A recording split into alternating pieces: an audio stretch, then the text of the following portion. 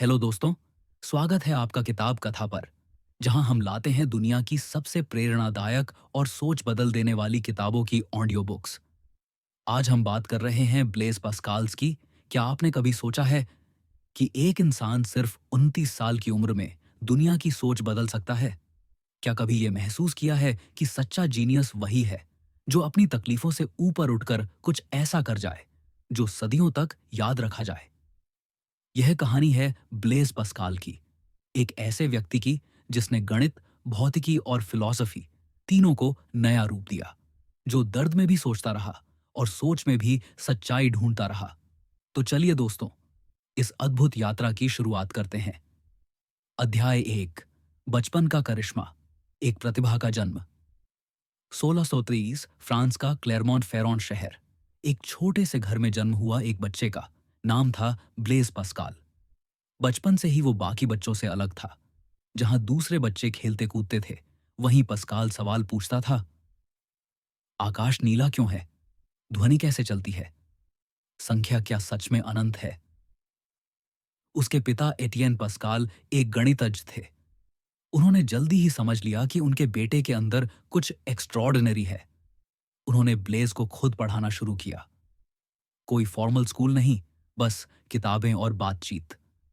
पस्काल ने 12 साल की उम्र में खुद से ज्योमेट्री के नियम खोज लिए थे। हाँ, बिना किसी टीचर के। एक दिन उसके पिता ने देखा कि ब्लेज ने खुद एक थ्योरम लिखी। अगर एक कोन को किसी प्लेन से काटो तो जो शेप बनती है वो सर्कल या एलिप्स होती है। वो स्टन्ड रह गए। यह बच्चा कोई साधारण नहीं था। धीरे धीरे वो पेरिस चला गया। वहां के स्कॉलर्स उसे द लिटिल एरिस्टोटल कहने लगे। लेकिन इस फेम के पीछे एक अकेलापन भी था। पस्काल इंट्रोवर्ट था, सेंसिटिव था और हमेशा सोचता रहता था कि क्या नॉलेज ही जीवन का अंतिम उद्देश्य है। यही सवाल उसके मन में गूंजता रहा और यह सवाल आगे चलकर उसकी लाइफ को बदल देगा। हर महान इंसान की तरह ब्लेज की कहानी भी यहीं से शुरू होती है, एक बच्चे की जिज्ञासा से जो दुनिया को नए नजरिए से देखना चाहता था। अध्याय 2, संख्याओं का जादू और पहला आविष्कार। पस्काल को नंबर से प्यार था। वो मानता था कि हर चीज में एक पैटर्न छिपा है। 14 की उम्र में उसने पास्काल्स ट्रायंगल का कॉन्सेप्ट खोजा, एक मैथमेटिकल पैटर्न जिसने प्रोबेबिलिटी और स्टैटिस्टिक्स की नींव रखी। लेकिन असली मिरेकल तब हुआ जब उसने अपने पिता के लिए एक कैलकुलेटिंग मशीन बनाई। यह थी दुनिया की पहली मैकेनिकल कैलकुलेटर, पास्कलीन। आज जो कंप्यूटर है, उसकी शुरुआत यहीं से हुई थी। सोचिए, 17 साल का एक लड़का कैंडल लाइट में बैठकर गियर्स और लीवर्स से एक ऐसी मशीन बना रहा है जो जोड़ घटाना कर सके। उसके इस इन्वेंशन ने पेरिस के इंटेलेक्चुअल सर्कल्स में हलचल मचा दी।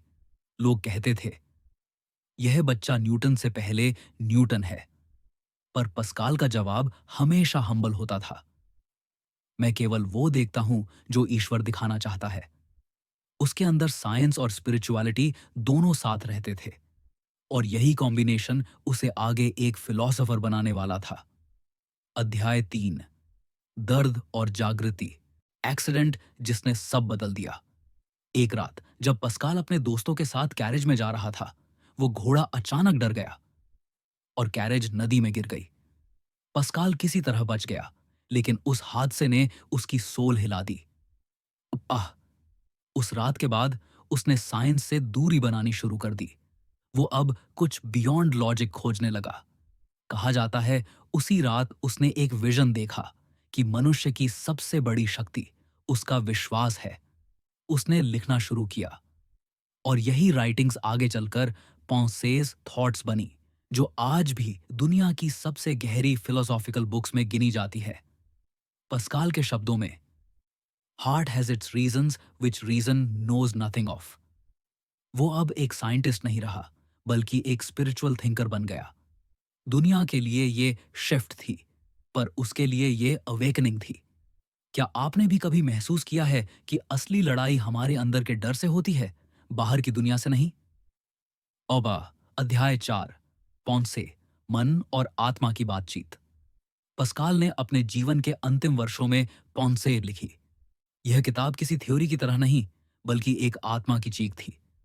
उसने लिखा, मनुष्य न तो देवता है न जानवर, लेकिन जब वो खुद को समझने की कोशिश करता है तो वो दोनों बन जाता है। उसकी राइटिंग्स में एक दर्द था, एक गहराई थी। वो बोलता था, रीजन सब कुछ नहीं समझ सकती, कभी कभी दिल ही वो जानता है जो दिमाग नहीं जानता। उसकी थिंकिंग आज भी मॉडर्न साइकोलॉजी, थियोलॉजी और फिलॉसफी में कोटेड होती है। वो कहता था, doubt is not the opposite of faith, it is the beginning of faith. Pascal की यही ऑनेस्टी उसे अलग बनाती थी। वो स्वीकार करता था कि लाइफ में सर्टेनिटी नाम की कोई चीज नहीं, बस एक विश्वास है, खुद पर और किसी महान शक्ति पर। अध्याय 5, साइंस की विरासत जो कभी नहीं मिटेगी। पस्काल ने सिर्फ फिलॉसफी नहीं, साइंस में भी अमर योगदान दिया। उसने पस्काल्स लॉ दी, फ्लूइड प्रेशर का प्रिंसिपल। आज के hydraulics, airplane engineering, submarine design सब उसी पर आधारित हैं। उसने वैक्यूम एक्सपेरिमेंट किए, एटमॉस्फेयर का प्रेशर मापा और नेचर को एक नई दृष्टि से देखा। उसके लिए साइंस गॉड को समझने का एक माध्यम थी। वो कहता था, the eternal silence of these infinite spaces terrifies me. उसके भीतर का साइंटिस्ट और सेंट दोनों हमेशा एक साथ जिए, और शायद यही उसे सबसे ह्यूमन बनाता है। हर रात दर्द से भरा शरीर लिए वो सोचता था, क्या मैंने अपना पर्पस पूरा किया? और हर बार उसका उत्तर आता, मैंने कोशिश की। अध्याय 6, फेथ बनाम लॉजिक, एक अंतहीन संघर्ष। पस्काल के अंदर हमेशा एक जंग चलती रही, फेथ बनाम रीजन। वो कहता था, रीजन हमें एक हद तक ले जा सकती है, लेकिन फेथ हमें वहां ले जाती है जहां रीजन नहीं पहुंच सकती। उसने पास्कल्स वेजर लिखा, एक आर्गुमेंट जिसने रिलीजन को नए रूप में परिभाषित किया। उसने कहा, अगर आप गॉड में विश्वास रखते हैं और वो है, तो आपने सब कुछ पा लिया। अगर वो नहीं है, तो आपने कुछ खोया नहीं। यह सिंपल लेकिन पावरफुल थॉट आज भी मॉडर्न फिलॉसफी का आधार है। कभी सोचा है कि अगर आज आपने सिर्फ एक छोटा स्टेप लिया होता, तो जिंदगी कितनी अलग होती? अध्याय 7, एकांत की शक्ति, जब दुनिया दूर हो जाती है। पस्काल ने अपने जीवन के आखिरी साल एकांत में बिताए। वो बीमार था, लेकिन उसकी सोच और साफ होती गई। उसने लिखा, all of humanity's problems stem from man's inability to sit quietly in a room alone. वो समझ गया था, दुनिया को जीतने से पहले खुद को जीतना पड़ता है। वो अब फेम या रिकॉग्निशन नहीं चाहता था, सिर्फ पीस चाहता था। उसकी डायरी में आखिर लिखा हुआ वाक्य था, may I never forget the worth of a soul. अध्याय 8, लेगेसी, एक अमर चिंगारी। सोलह नौशवाड़र में 29 साल की उम्र में ब्लेज पस्काल का निधन हो गया, लेकिन उसका प्रभाव, उसकी सोच आज भी जिंदा है। कंप्यूटर, मैथमेटिक्स, फिजिक्स, साइकोलॉजी, हर फील्ड में उसकी छाप दिखती है। गूगल के फाउंडर्स से लेकर आइंस्टाइन तक हर किसी ने पस्काल से कुछ सीखा। वो चला गया, लेकिन उसके वर्ड्स रह गए, kindness to yourself is the beginning of wisdom.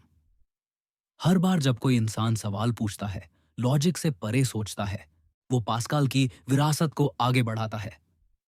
अध्याय 9, दर्द में भी दिव्यता। पास्कल का शरीर टूट रहा था, लेकिन उसकी आत्मा मजबूत होती जा रही थी।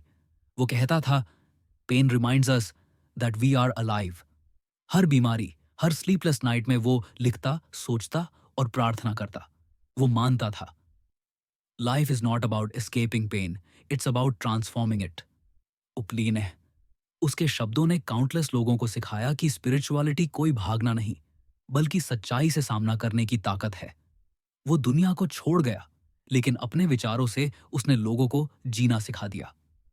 अध्याय 10, अंत जो एक नई शुरुआत बना। ब्लेस पस्काल की कहानी एक अंत नहीं, एक शुरुआत है। वो हमें सिखाता है कि इंसान की असली ताकत उसकी सोच में होती है। ज्ञान और विश्वास दोनों जरूरी हैं।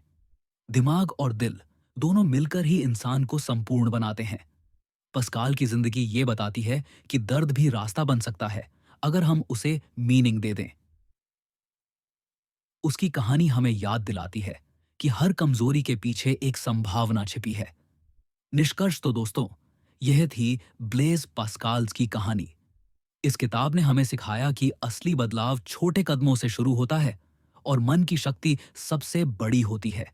पस्काल ने कहा था, the heart has its reasons which reason knows nothing of. अगर आपको यह ऑडियो बुक पसंद आई हो तो इसे लाइक करें, शेयर करें और किताब कथा को सब्सक्राइब करना ना भूलें। मिलते हैं अगली किताब में एक नई सोच और एक नई प्रेरणा के साथ।